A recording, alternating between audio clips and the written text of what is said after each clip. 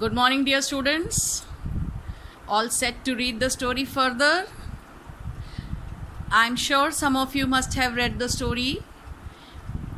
And today we are going to continue with the story. So, let us recapitulate what we have read so far in the story. Dr. Sadao, a Japanese doctor, and his wife Hana had found a wounded American soldier who was in an unconscious state. They found him near their house, which was at the seashore, and he was bleeding profusely.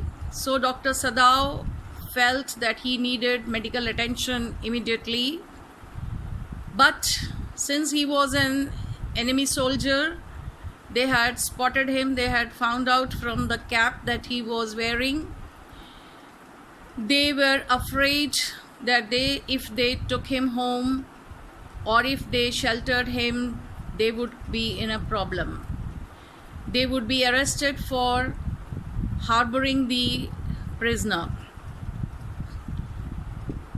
But Dr. Sadao felt his moral duty to give medical assistance and help the wounded person. So they decided to take him home.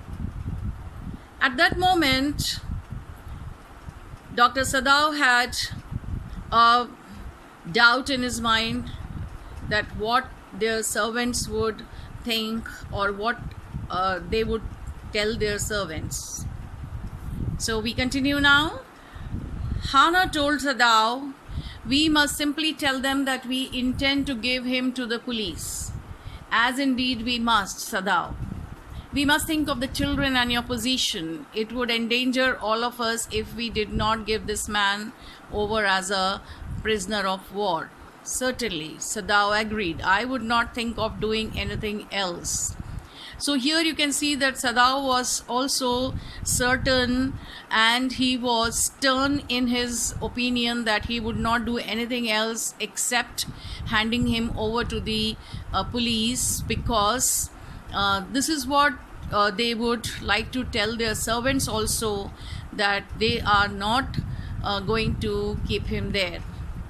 Thus agreed together, they lifted the man. He was very light, like a fowl that had been half starved for a long time, until it is only feathers and skeleton. So just like a fowl is a cock or a hen which has been starved for a long time. It has only feathers and skeleton on its body. So the prisoner also was very light when Hana and Dr. Sadao lifted him to take him home. He was very light because he had been starved maybe for some time. So his arms hanging, because he was unconscious, so his arms were hanging when they lifted him up. They carried him up the steps into the side door of the house. This door opened into a passage, and down the passage they carried the man towards an empty bedroom. Now they felt that they had an empty bedroom or a vacant room in their house, and they could place him there.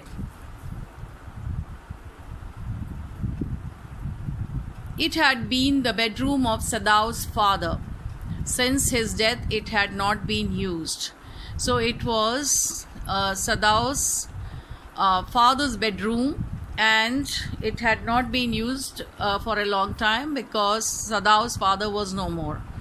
They laid the man on the deeply matted floor.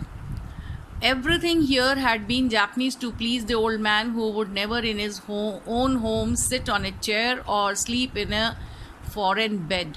Now look at its foreign bed. Sadao's father was very, very particular about his own country. He never accepted any foreign thing in his house, and he would never even think of using any kind of furniture or anything. For that matter, we can call him a very traditional and orthodox person. Hannah went to the wall cupboards and slid back a door and took out a soft quilt. She hesitated.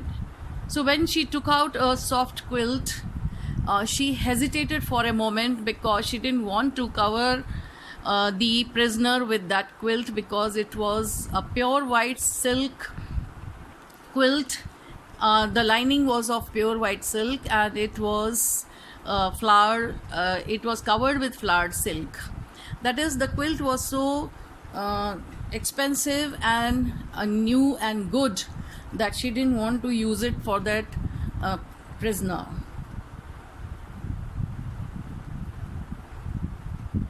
"He's so dirty," she murmured in distress. "Yes, he had better be washed," Sadao agreed. "If you will fetch hot water, I will wash him. I cannot bear for you to touch him."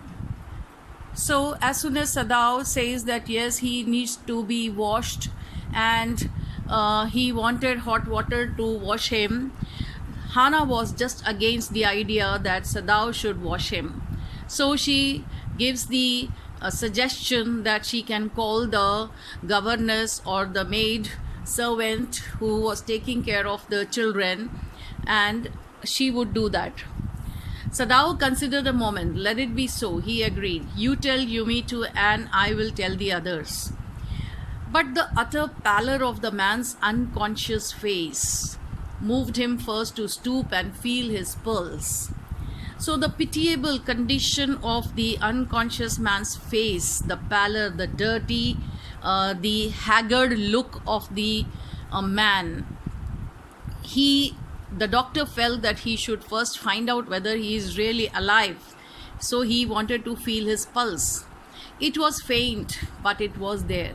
The pulse was faint, means it was slow, but it was there. He put his hand against the man's cold breast. The heart too was yet alive. So finally Dr. Sadao observed that the man was alive.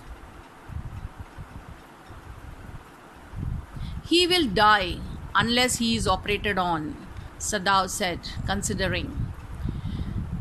So after examining the wounded person, he finally concluded that if the man is not operated upon, he may die. The question is whether he will not die anyway. He went on gazing down on the motionless man. This man must have extraordinary vitality, or he would have been dead by now. But then he was very young, perhaps not yet 25. "You mean die from the operation?" Hannah asked. "Yes," Sadao said. So Hannah was confused when Dr. Sadao told him that he would die even after the operation, perhaps. Hannah considered this doubtfully, and when she did not answer, Sadao turned away. "At any rate, something must be done with him," he said, "and first he must be washed." He went quickly out of the room, and Hannah came behind him. She did not wish to be left alone with the white man. So finally Dr. Sadao decided that he should first wash the man because he was alive and he should be operated upon. Therefore, when he went outside the room, Hannah also quickly followed him because she did not want to be left alone with that American person there. He was the first she had seen since she left America. So this American prisoner was the first American person whom she had seen after having left America a few years ago. And now he seemed to have nothing to do with those whom she had known there. Here he was her enemy, a menace, a living or dead. So she felt that whether this person was alive or dead, in both the condition, he was their enemy and a menace for their family. Menace, danger. She turned to the nursery and called, "Yumi."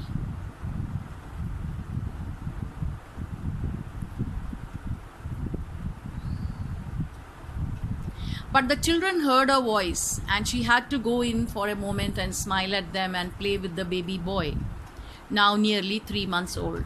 So Even though Hana was troubled and anxious because of the prisoner, she looked at her children very smilingly, and she caressed them, she loved them, and she went down to meet her children when she was calling out for the maid servant.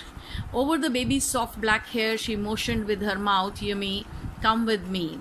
I will put the baby to bed," Yumi replied. "He is ready." She went with Yumi into the bedroom next to the nursery and stood with the boy in her arms while Yumi spread the sleeping quilts on the floor and laid the baby between them. So Hana quickly assisted, helped the maid to put the child to bed to sleep, because she wanted Yumi to come quickly to the room where the prisoner was in order to wash him. Then Hana led the way quickly and softly to the kitchen. The two servants were frightened at what their master had just told them. The old gardener, who was also a house servant, pulled a few hairs on his upper lip. "The master ought not to heal the wound of his white man," he said bluntly to Hana. So when Hana reached the kitchen along with Yumi, there were two servants already. One was the old gardener and the other was the cook. They both were also thinking that what their master had said, and they were also anxious about the American prisoner. And the old gardener, being an old man there who was an experienced and the very superstitious kind of a person, he told Hana that the master should not heal the wound of this white man, this American, because the white man ought to die, because he was an enemy and his fate was to die. He would not be tolerated in Japan.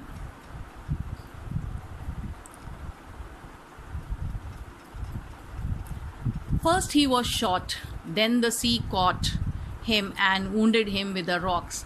If the master heals what the gun did and what the sea did, they will take revenge on us.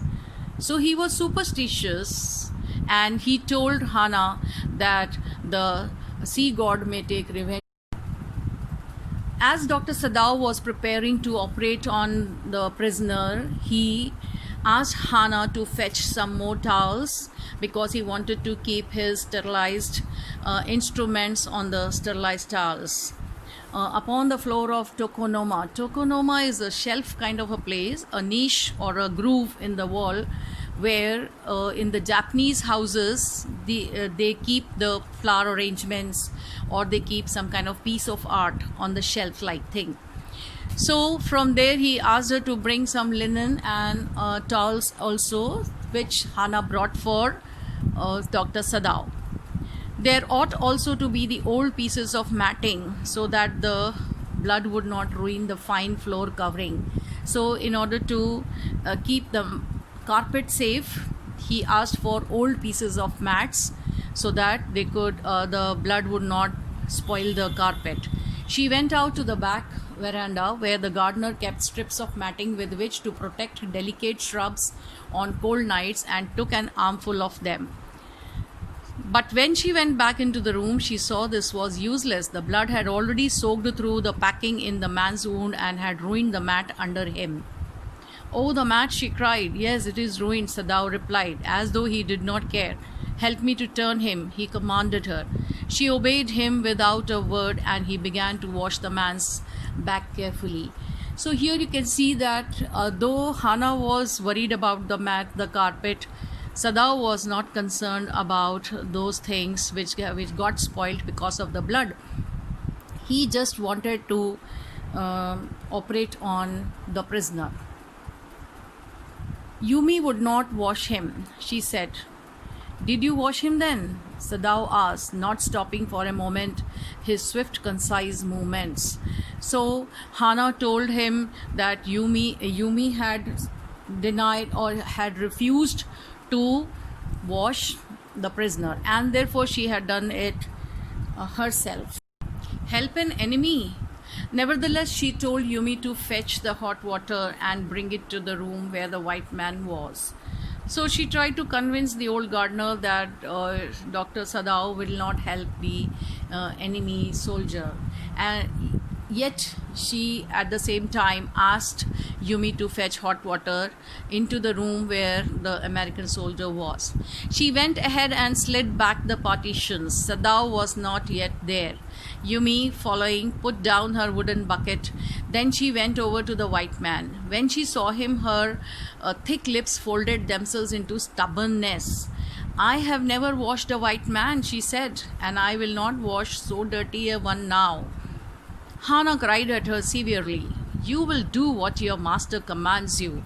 So Hana gets angry at Yumi, and when Yumi refuses that she would not wash the American person, there was so fierce a look of resistance upon Yumi's round, dull face that Hana felt unreasonably afraid. After all, if the servant should report something that was not as it happened. So Hana was unreasonably afraid when she saw Yumi's face, because she felt that she can't command her beyond the limit in case she goes and reports the matter to the police.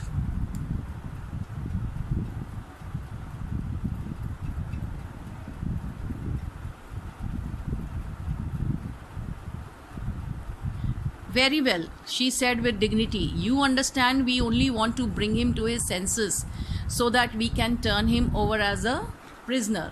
So Hana becomes polite, and earlier she was angry at Yumi because she had refused to wash the prisoner, but sensing that she may go and complain about it, so she becomes very polite, and with dignity she talks to the servant Yumi, and she says, "No, we want to just bring him to his senses so that we can hand him over to the police as a prisoner." "I will have nothing to do with it," Yumi said. "I am a poor person and it is not my business." "Then please," Hana said gently, "return to your own work." At once Yumi left the room, but this left Hana with a white man alone. She might have been too afraid to stay had not her anger at Yumi's stubbornness now sustained her. "Stupid Yumi," she muttered fiercely. "Is this anything but a man? And a wounded, helpless man?" So Hana was still getting angry, even though Yumi had refused completely and bluntly. She returned to her work in the house and left Hana in anger, because Hana was thinking that why she is refusing to wash this man. Was he anything but a man? He was just a man, and also a helpless man. What would he do?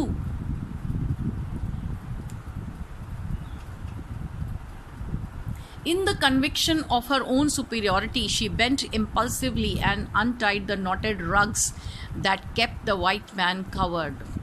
When she had his breast bare, she dipped the small clean towel that Yumi had brought into the steaming hot water and washed his face carefully.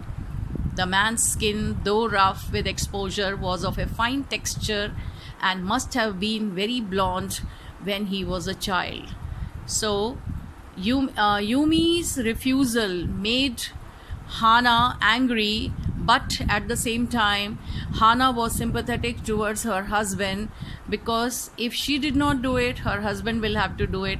Therefore she wanted to help her husband, and she started washing the man. She knotted rugs on his body. She untied them. She opened the rugs, the clothes which had become so dirty. She wondered for a moment if it mattered to him that what was the body upon which he worked so long, as it was for the work he did so excellently. "You will have to give the anesthetic if he needs it," he said. "I?" she repeated blankly. "But never have I. It is easy enough," he said impatiently. He was taking out the packing now, and now the blood began to flow more quickly. So in this paragraph, students, you can see that how they are ready to operate upon it, and the picture that you can see shows that Hana is not feeling well at that time because she had seen the operation for the first time, and she had never been in an operation theater, and when she saw her husband Dr. Sadao operating on the prisoner, she felt like vomiting. So even at that moment, Dr. Sadao had asked Anna to give him anesthesia to put him to rest until the operation was done. He was taking out the packing now, and the blood began to flow more quickly. What was that packing of? They had packed the wound with the moss, you remember? He peered into the wound with the bright surgeon's light fastened on his forehead. So you can see they have a kind of light on their head which focuses on the part of the body to be operated. The bullet is still there, he said with cool interest. Now I wonder how deep this rock wound is. If it is not too deep, it may be that I can get the bullet. But the bleeding is not superficial. He has lost much blood. So the doctor could see the bullet inside the wound, and he thought that it was now that the wound had become so deep because of the bullet, and he had also lost much blood. At this moment, Hannah choked. He looked up and saw her face the color of sulfur. Sulfur color, do you all know? Yeah, it is pale yellow color. And so when he saw Hannah's face become yellow because she was feeling faint, she was about to become unconscious due to the sight of the blood.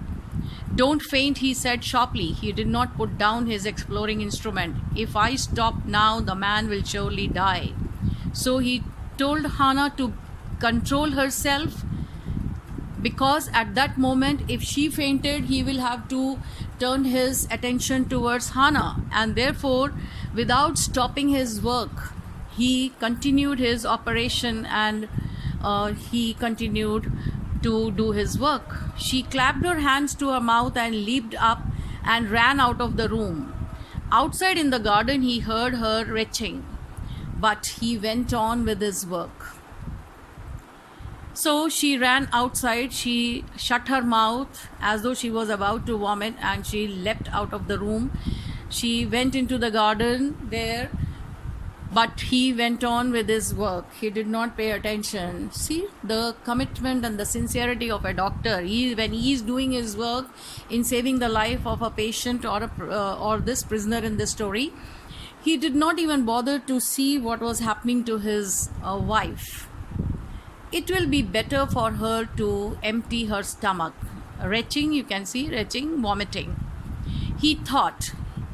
He had forgotten that, of course, she had never seen an operation, but her distress and his inability to go to her at once made him impatient and irritable with this man who lay like dead under his knife.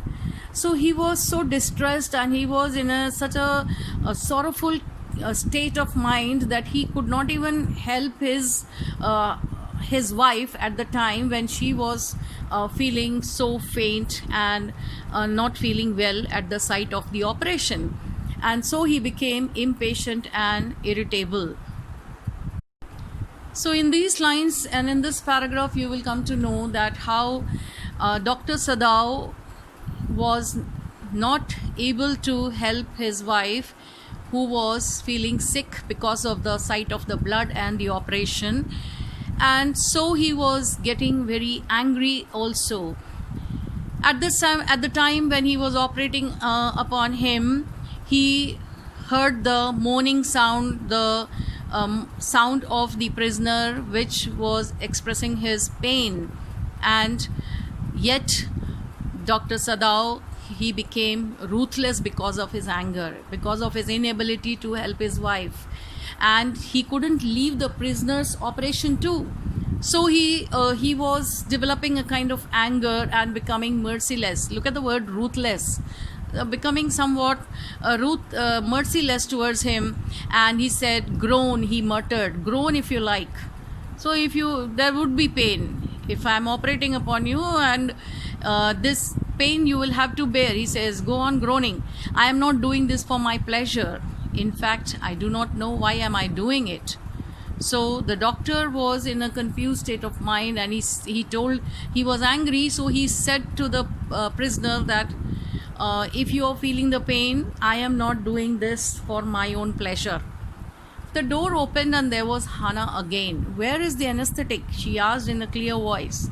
Sadao motioned with his chin. It is as well that you came back, he said. This fellow is beginning to stir. She had the bottle and some cotton in her hand. But how shall I do it? She asked. Simply saturate the cotton and hold it near his nostrils. Sadao replied without delaying for one moment the intricate detail of his work. When he breathes badly, move it away a little.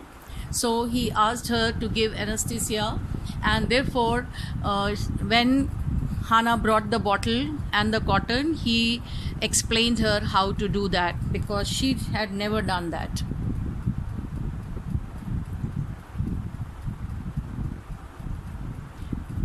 She crouched close to the sleeping face of the young American. It was a piteously thin face, she thought, and the lips were twisted. The man was suffering, whether he knew it or not. Watching him, she wondered if the stories they heard sometimes of the sufferings of the prisoners were true. Now, this paragraph tells you what Hana was thinking about when she looked at the prisoner's face. She was feeling pity for the person because he was in pain and he was suffering the pain due to the wounds. So when she looked at him, she felt that what the sufferings of the prisoners would be, and were the pain that the prisoners suffered were true, which they had heard in the stories. They came like flickers of rumor told by word of mouth and always contradicted. In the newspapers, the reports were always there that wherever the Japanese armies went, the people received them gladly with cries of joy at their liberation. But sometimes she remembered such men as General Takima, who at home beat his wife cruelly, though no one mentioned it now that he had fought so victorious a battle in Manchuria. If a man like that could be so cruel to a woman in his power, would he not be cruel to one like this, for instance?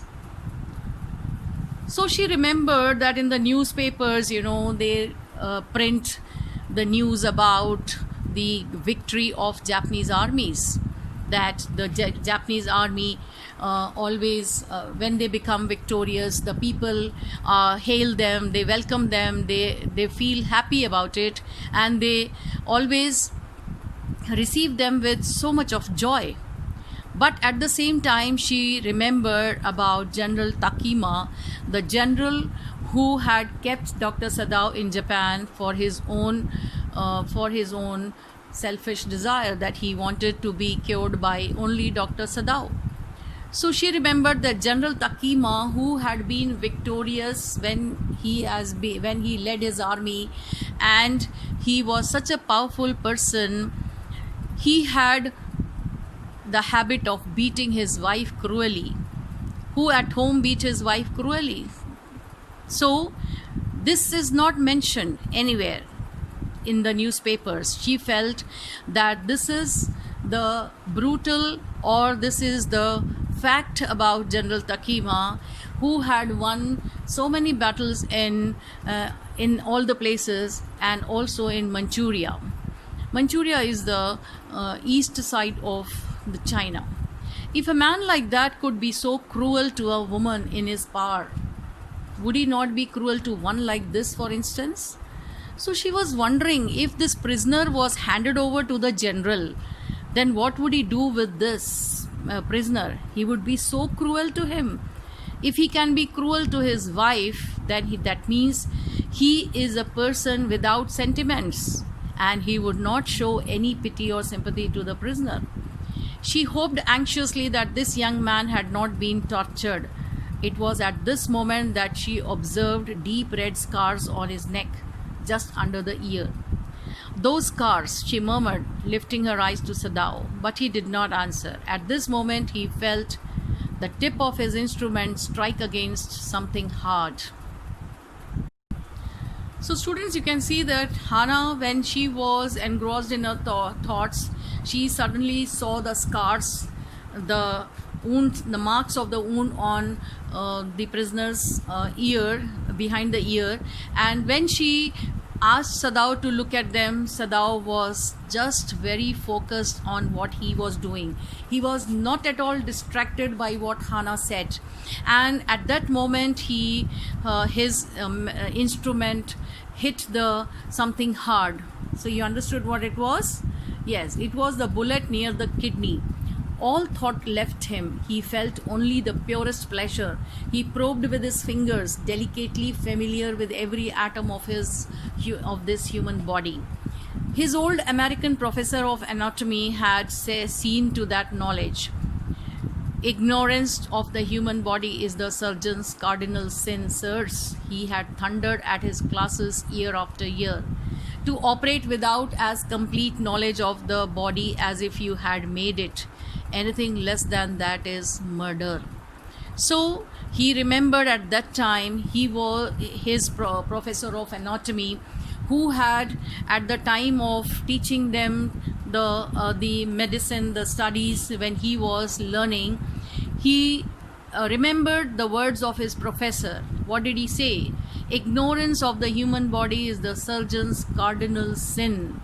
And he told all the people, all the children who were studying medicine at that time, that ignorance of the human body, that if you do not know the human body perfectly, then you cannot be called a good surgeon, and whatever you do will be your cardinal sin. It will be the sin that you have committed. So before you operate, you should know the complete knowledge of the human body. To operate without as complete knowledge of the body as if you had made it, anything less than that is murder. So you need to have the complete knowledge of the body as if you had made that body. You should know each and every smallest thing about the human body before you start operating upon him, and anything less would be called a murder. So Sadao went on with his work and continued with his operation, and finally he found that the bullet was not exactly at the kidney. It is not quite at the kidney, my friend, Sadao murmured. It was his habit to murmur to the patient when he forgot himself in an operation. So Dr. Sadao had this habit. When he was engrossed completely in his work, he used to murmur what was going on in his mind. So he said, my friend, he always called his patients, and so now he did, forgetting that this was his enemy. So he forgot that the person who he is operating on was his enemy, and he called him as a friend. Then quickly, with the cleanest and most precise of incisions, the bullet was out. Most precise of incision. Incision means cuts. So he made sure that he would not make long cuts to take out the bullet.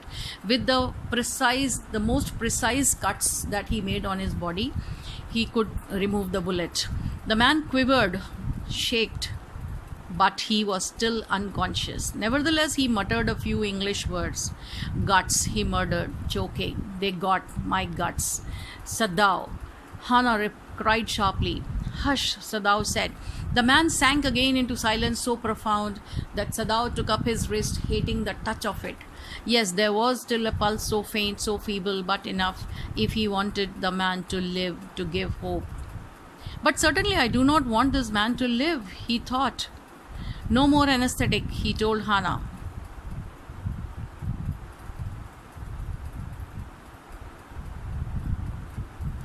He turned as swiftly as though he had never paused, and from his medicines he chose a small vial and from it filled a hypodermic and thrust it into the patient's left arm. So when they saw that the patient or the prisoner was in pain after the operation, after the bullet was removed from his body, they thought, Hannah thought that the anesthesia should be given, but Dr. Sadao told Hannah that no more anesthesia would be given to him. Instead, he chose to give an injection to the prisoner. So he chose a small vial. Vial is a cylindrical, you must have seen, a very thin injection bottles made of glass, you know that. And from it filled a hypodermic and thrust it into the patient's left arm. Hypodermic is the medicine which is injected under the skin. So he then putting down the needle, he took the man's wrist again. The pulse under his fingers fluttered once or twice and then grew stronger. So in this way he could rescue the person. This man will live in spite of all, he said to Hannah and sighed. The young man woke, so weak, his blue eyes so terrified. So students, when the operation was successful and Dr. Sadao had saved his life and he regained consciousness. After regaining his consciousness, he asked Hannah where he was, and he asked Dr. Sadao what they were going to do with him, because he had come to know that he was in a Japanese family's house. What are you going to do with me? The boy muttered. He looked just now barely 17. Are you going to hand me over? For a moment, Sadao did not answer. He finished his examination and then pulled the silk quilt over the man. I do not know myself. What shall I do with you? See, this sentence of Dr. Sadao tells you the dilemma that he was in. He said, I ought of course to give you to the police. That is, my duty is that I ought to give you to the police. You are a prisoner of war. Do not tell me anything. He put up his hand as he saw the young man was about to speak. Do not even tell me your name unless I ask it. So he was not interested in knowing what his name was, and he did not want any explanation from the prisoner of war. They looked at each other for a moment, and then the young man closed his eyes and turned his face to the wall. Okay, he whispered, his mouth a bitter line. Outside the door, Hannah was waiting for Sadao. He saw at once that she was in trouble. Sadao, Yumi tells me the servants feel they cannot stay if we hide this man here anymore. So the servants had announced and told Hannah that they will not work in their house if the prisoner was there, if they harbored him or kept him or gave shelter to the enemy soldier. She said, she tells me that they are saying that you and I were so long in America that we have forgotten to think of our own country first. They think we like Americans. So the servants felt that Sadao and his wife, they had stayed in America, so they are in favor of this American prisoner, and therefore they are not going to let him to the or hand him over to the police. It is not true, Sadao said harshly. Americans are our enemies, but I have been trained not to let a man die if I can help it. So here you can see the duty of a doctor comes first in front of Dr. Sadao. And though his servants were not feeling comfortable with the prisoner in their house, they had told Hannah that they would leave their job. It is clear what our master ought to do, the old gardener said one morning. He had worked with flowers all his life and had been a specialist too in moss. For Sadao's father, he had made one of the finest moss gardens in Japan, sweeping the bright green carpet constantly so that not a leaf or a pine needle marred the velvet of his surface. My old master's son knows very well what he ought to do, he now said, pinching a bud from a bush as he spoke. When the man was so near death, why did he not let him bleed? So you can see that not only the servants at home, even the gardener was very angry with them, and he said that my old master's son, old master Sadao's father, He was very faithful to Sadao's father, and now he felt that his son should behave like this, that when the man was dying, why did he not let him die? That young master is so proud of his skill to save life that he saves any life, the cook said contemptuously. So this was a statement from the cook also. The cook said that the young master seems to be feeling proud of being a doctor and skillful doctor, therefore he can save any life. He should not think that way.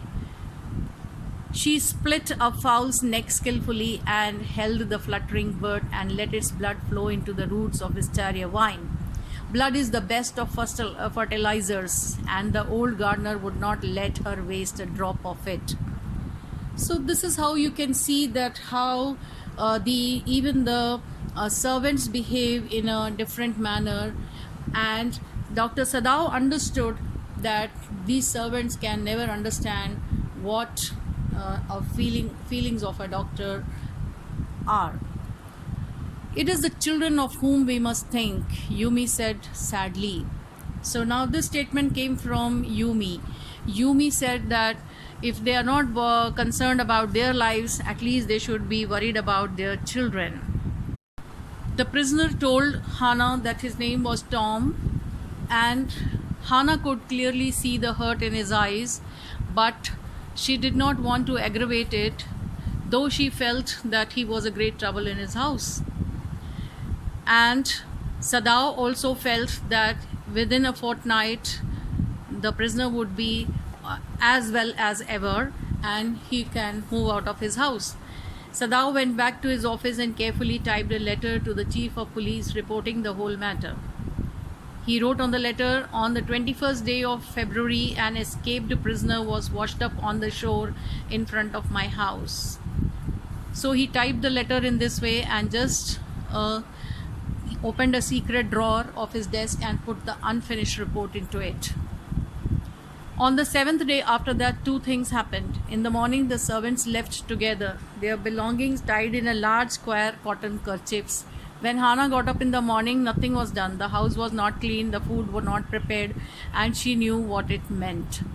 So finally, the servants also, those who had shown the disgust, who were irritated, who were angry at their masters, who did not confirm their behavior, they also left their house. Seeing this, Dr. Sadao went to the prisoner and told him that he would be okay after some time and he ought to leave the house. So the prisoner said, I feel I ought to thank you, doctor, for having saved my life. Don't thank me too early, Sadao said coldly. So Sadao told him, don't thank me too early. It is too early to thank me because you are still in a danger zone. You are still at risk in Japan, because even though you are physically fit, now you are okay, but you are not safe in this country. He saw the flicker of terror again in the boy's eyes. In the afternoon, the second thing happened. Hana, working hard on unaccustomed labor, saw a messenger come to the door in official uniform. So the two things that happened that day after 7 days were that one thing, that the servants left their house and their work, and the second thing was that a messenger had come in an official uniform to their house, which made Hana panic.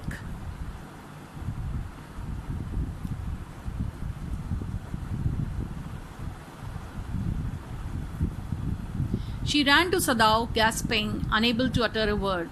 But by then the messenger had simply followed her through the garden, and there he stood. She pointed at him helplessly. Hana had to do all the work herself. She was tired of this unaccustomed labor. Unaccustomed labor means she never used to do the work. All the servants used to do the work, and she was unaccustomed to such kind of hard work.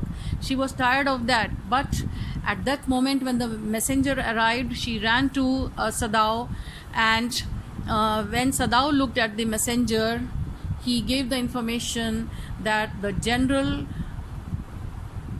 wanted him to come to the palace. The old general is in pain again.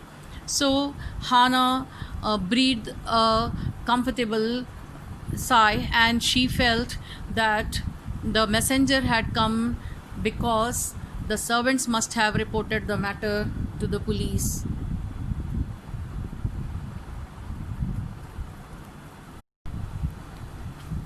Hana was afraid, and therefore she told Dr. Sadao that she thought that they had come to arrest him. And this made Dr. Sadao also feel that he should get rid of the prisoner. So when he went to meet the general had called him because he was feeling very weak and he had suffered a pain.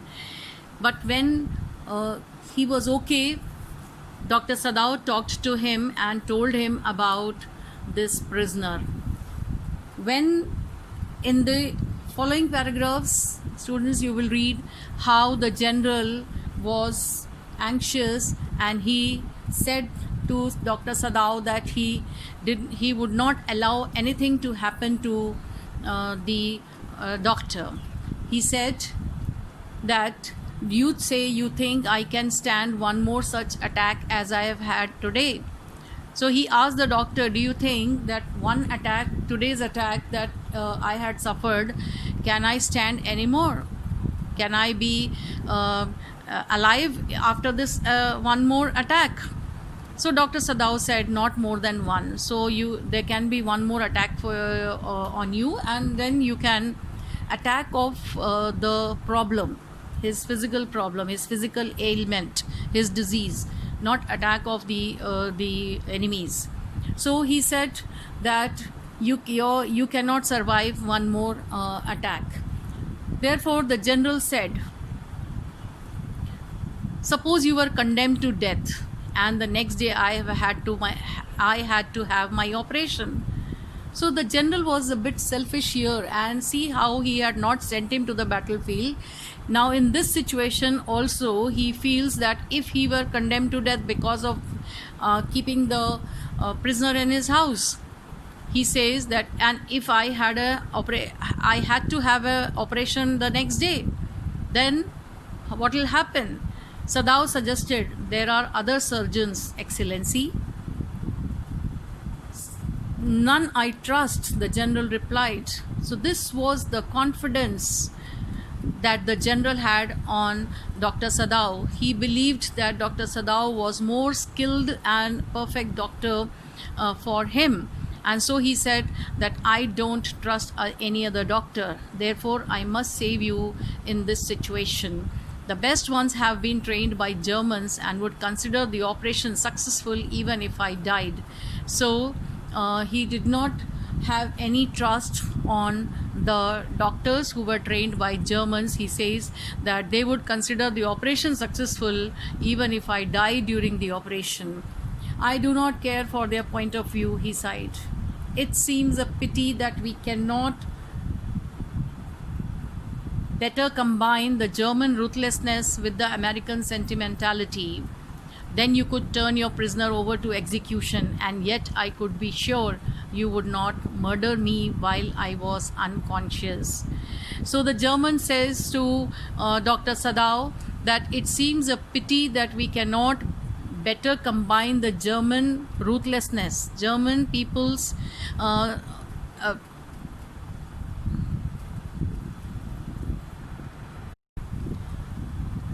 the general tells Dr. Sadao that the Germans are ruthless people. They have no pity and sympathy for anyone. They are cruel-minded people. And on the other hand, the Americans are sentimental. They have sympathy and pity for others. So he wanted Dr. Sadao to be a pure Japanese and try to combine these two foreign elements. He says that the two foreign elements means the Germans' ruthlessness and Americans' sentimental. So he said, Dr. Sadao, can you have these two qualities together and showing the ruthlessness to your prisoner, not to me? not to the general, and on the other hand be very sympathetic to the general. So here you can see the general's selfishness and unusual sense of humor. So when Dr. Sadao informed the general about the prisoner, he was kind of irritated because, as I told you earlier, the general was very, very selfish. He wanted Sadao to completely concentrate on his care, and he wanted Sadao to take care of his health. But Dr. Sadao was worried about the prisoner, and so he irritatedly said that it is very unfortunate that this man should have washed up on your doorstep, that this man has been washed up by the sea towards your doorstep. I feel it so myself, Sadao said gently. It would be best if he could be quietly killed. So the general gave the suggestion that he should be quietly, secretly killed, not by you, but by someone who does not know him.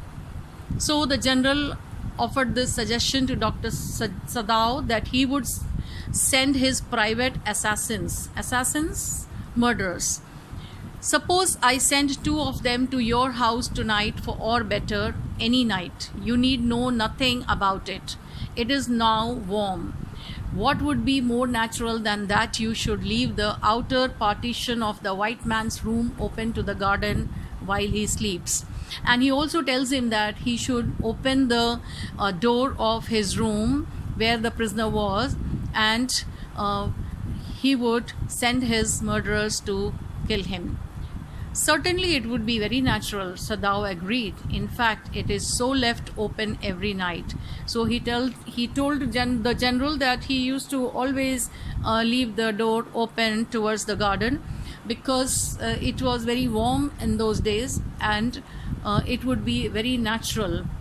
Good, the general said, yawning. They are very capable assassins. They make no noise, and they know the trick of inward bleeding. If you like, I can even have them remove the body. So in this way, the general convinced Dr. Sadao that he would send the assassins and he will be free of this kind of worries. He left the general's presence then and went home, thinking over the plan. In this way, the whole thing would be taken out of his hands. He would tell Hana nothing, since she would be timid at the idea of assassins in the house. And yet certainly such persons were essential in an absolute state such as Japan was. How else could rulers deal with those who opposed them? So, Dr. Sadao feels that his suggestion, or the general's suggestion, was not very feasible for him, and he himself, being a doctor, could not accept that, though he did not say anything or refute him or did not oppose him. He refused to allow anything but reason to be the atmosphere of his mind as he went into the room where the American was in bed. But as he opened the door, to his surprise, he found the young man out of bed and preparing to go into the garden. So when he reached home, he saw that the young man was quite all right and he was preparing to go into the garden. So Dr. Sadao had decided that he would not tell anything to Hana about the general's suggestion of getting him murdered. So when he entered the house, the prisoner was feeling some kind of pain in his muscles, and he advised him that some massage would help him, and the muscles would be okay after some time. That night, Sadao slept badly. Time and time again he woke, thinking he heard the rustling of footsteps, the sound of a twig broken or a stone displaced in the garden. So Sadao was very uncomfortable that night. He could not sleep peacefully because he thought that he could hear the footsteps of the some people in his garden, or the sound of a twig broken, or the sound of a stone being displaced in the garden.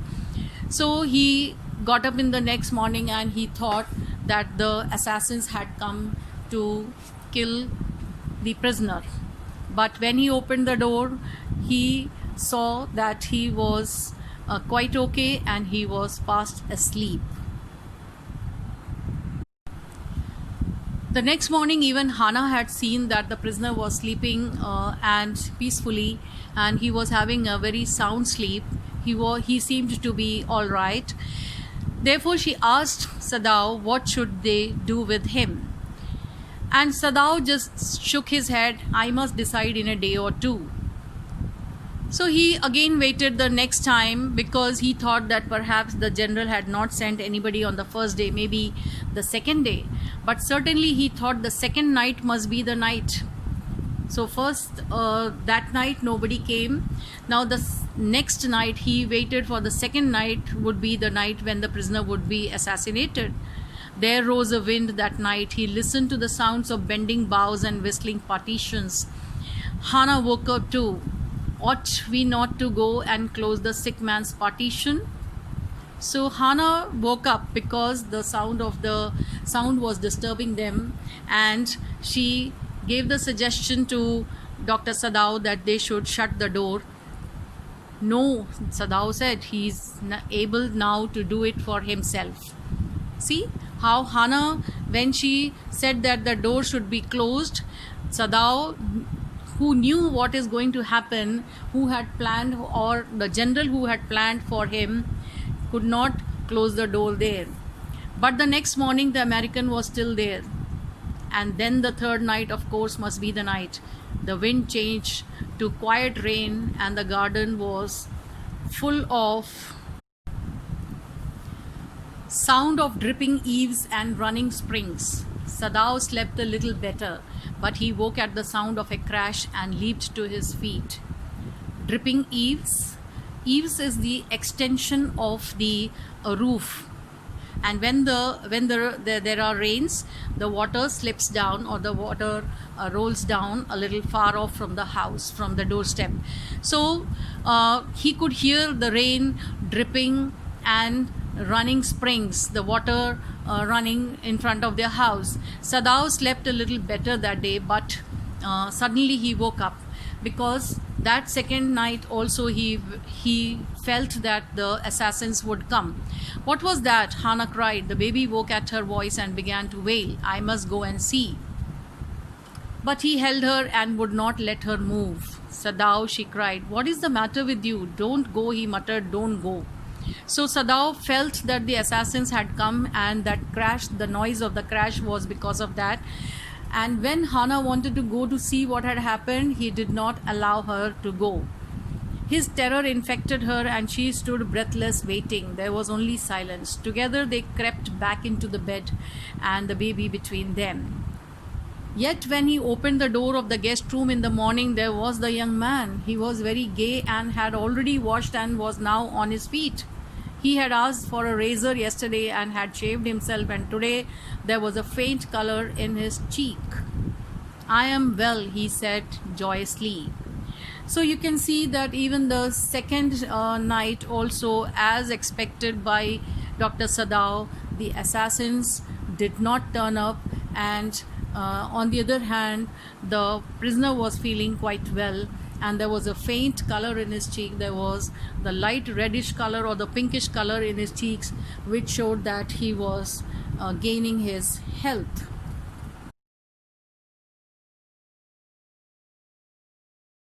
So for having waited for 3 nights, Sadao was really worried and anxious that the assassins had not come to kill the prisoner. So in the last paragraph you can see that Sadao told the prisoner, you are so well that I think if I put my boat on the shore tonight with food and extra clothing in it, you might be able to row to that little island not far from the coast. So he gives a suggestion or an idea to the prisoner that he take his boat and he would give his own boat to the prisoner so that he can sail away to the island, which was not far from the sea coast. And he would also give him some food and extra clothing so that he can row his boat towards the island and escape. It is so near the coast that it has not been worth fortifying. It is so near the coast that nobody had deployed any security forces there. Fortifying security forces are not there. So nobody lives on it, and because in the storm it is submerged, so that island also gets submerged in the storm. But this is not the season of storm. You could live there until you saw a Korean fishing boat pass by. They pass quite near the island because the water is many fathoms deep there. Fathom is the measurement of the depth of the sea. So because the sea is deep there, the Korean fishing boats, they pass nearby the island. The young man stared at him, slowly comprehending. Do I have to? He asked. Now look at this question asked by the prisoner. Do I have to? He was feeling so safe and comfortable in Dr. Sadao's house by their hospitality and the good care that they were taking, the good food that they have been giving him, and he was so much he liked it so much that he didn't want to leave that place. I think so, Sadao said gently. You understand. It is not hidden that you are here. So Sadao understood that he was reluctant to move out of that place, but he told that it is not hidden that you are here. That means the secret is no more a secret, because everybody knew that he was there. Everybody means only the servants who had left his work and who could easily go and complain about the prisoner. So the young man, the prisoner, agreed to what Sadao had talked to him about his escape. And Sadao, on the other hand, made all the arrangements for his easy escape to the island. He dragged the stout boat down to the shore, and in it he put food and bottled water. Stout boat is a big boat, a huge boat in which he could keep all the things, not a thin boat. And he had also bought 2 quilts from a pawn shop. Pawning is actually when you keep something valuable and expensive with the pawn shop keeper, and he gives you money or he gives you something that you require. The boat he tied to a post in the water, and for the tide was high. There was no moon, and he worked without a flashlight. So in this way he made all the arrangements for the prisoner to escape. When he came back, he behaved in a very simple manner, and he was just as though he was hiding something from Hana.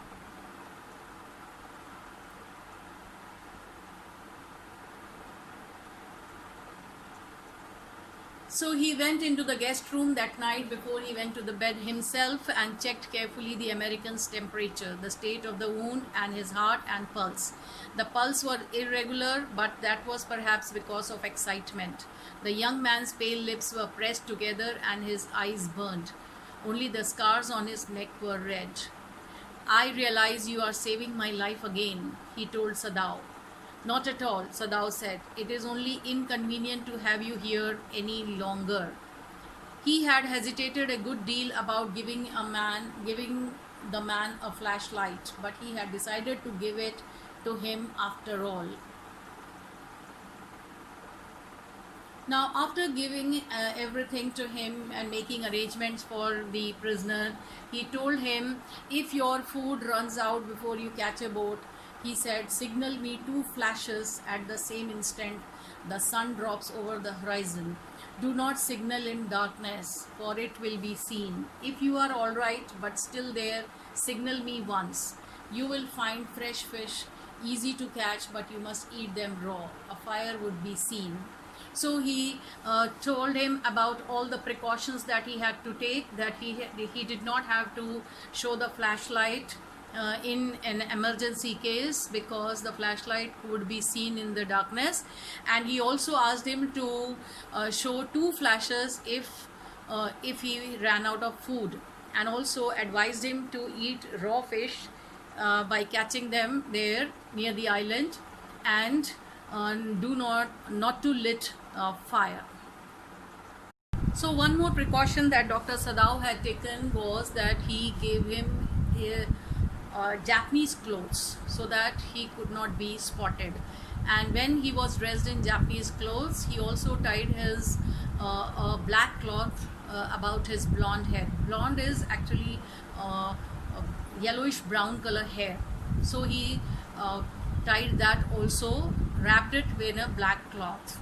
So after taking all these precautions, the young American took leave of Sadao, and until the prisoner had left the shore, Sadao did not come back. When he saw the last flash and then he came back, that night he slept. That night he slept because for the past 3 nights he had not slept peacefully, as he was worried and anxious about the prisoner.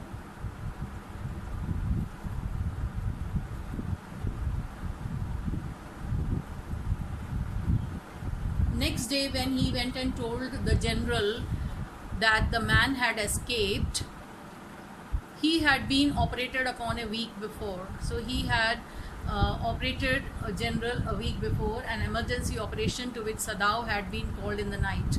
For 12 hours, Sadao had not been sure the general would live. The gallbladder was much involved. Then the old man had begun to breathe deeply again and to demand food. So in this way, when he told the general that the man had escaped, the general was quite okay with what he had done. And the servants also had returned to Sadao's house.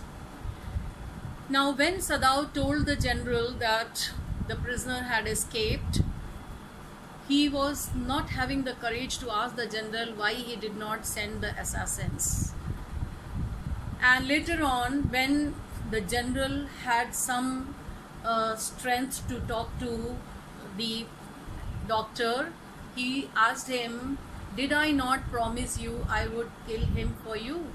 So Sadao did not ask him, but the general remembered that he had promised Sadao to kill the prisoner for him. Now even though the servants were angry, and the servants had, when they returned, Yumi had cleaned the guest room and she had burned sulfur in it to get the white man's smell out of it. Even the gardener was angry because he had become late in growing chrysanthemums. Chrysanthemums are a kind of flower, which in Hindi we call it as Guldawdi. And you can see the word cross there. Cross means angry. "You did, Excellency," Sadao said. Well, the old man said in a tone of amazement. "So I did, but you see, I was suffering a good deal. The truth is, I thought of nothing but myself. In short, I forgot my promise to you." So here the general's selfishness is very much exhibited, that he himself accepts that I thought of nothing but myself. "I wondered, Your Excellency," Sadao murmured. "It was certainly very careless of me," the general said. "But you understand, it was not lack of patriotism or dereliction of duty." Dereliction means neglecting. So the general is justifying his behavior, and he is telling Sadao that you should understand that it is not lack of patriotism or neglect of my duty. It was just carelessness. He looked anxiously at his doctor. "If the matter should come out, you would understand that, wouldn't you?" "Certainly, Your Excellency," Sadao said. He suddenly comprehended that the general was in the palm of his hand, and that as a consequence he himself was perfectly safe. "I can swear to your loyalty, Excellency," he said to the old general, "and to your zeal against the enemy." So he felt that though general was careless in sending the assassins to kill the prisoner, but he would keep the secret of the prisoner. And he told Dr. Sadao that he would not show that the prisoner had escaped.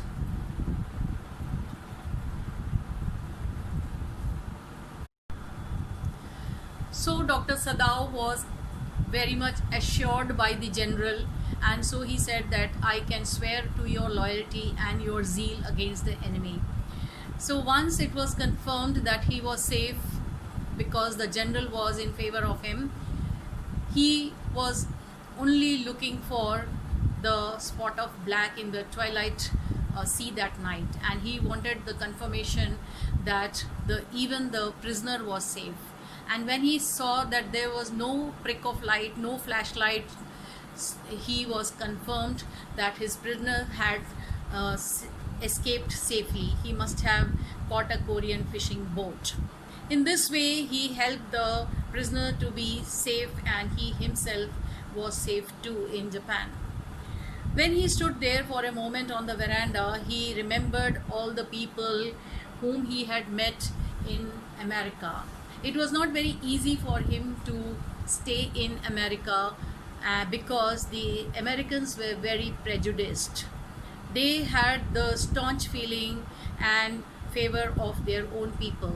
They were just against the other people from other countries. So they were prejudiced. They had the selfish feelings for themselves. And therefore, the Dr. Sadao remembered how the Americans were so prejudiced because they never liked or tolerated people of other race or any other country. They had this kind of feeling of superiority, and they disliked the people from other races or other countries. So he remembered the professor also who was very silly, and even his wife who was very silly. He remembered his old teacher of anatomy who had been so insistent on mercy with the knife. And he also remembered the slatternly lady, that is the fat and untidy lady who was his landlady, who had rented him the house, and she also was a very, very hateful kind of a creature, and he despised the dirty old woman who had at last given him the house on rent. It was a miserable home. So while Dr. Sadao was remembering all these people in America who were not very compatible to him, and life had become not very easy one there while he stayed there for his studies, he also remembered the landlady, and but he had a soft corner and sympathy for the landlady because she had helped him when he was suffering from influenza. But the doctor felt that it was very strange about his own behavior.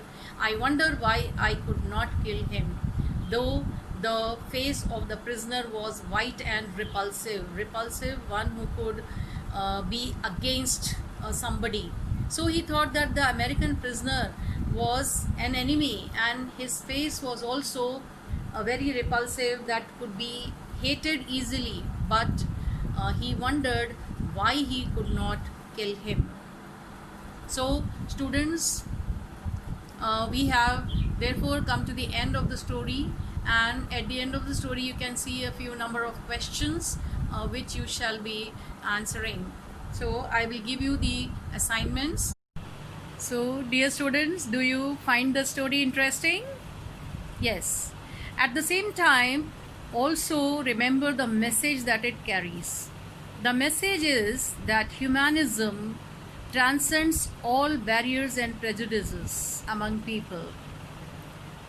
Just as Dr. Sadao gave importance to his responsibility and duty as a doctor first, he faced the conflict between patriotism and his duty as a doctor, but he was able to overcome this situation and enabled his enemy prisoner to escape safely and kept himself also safe. Thank you.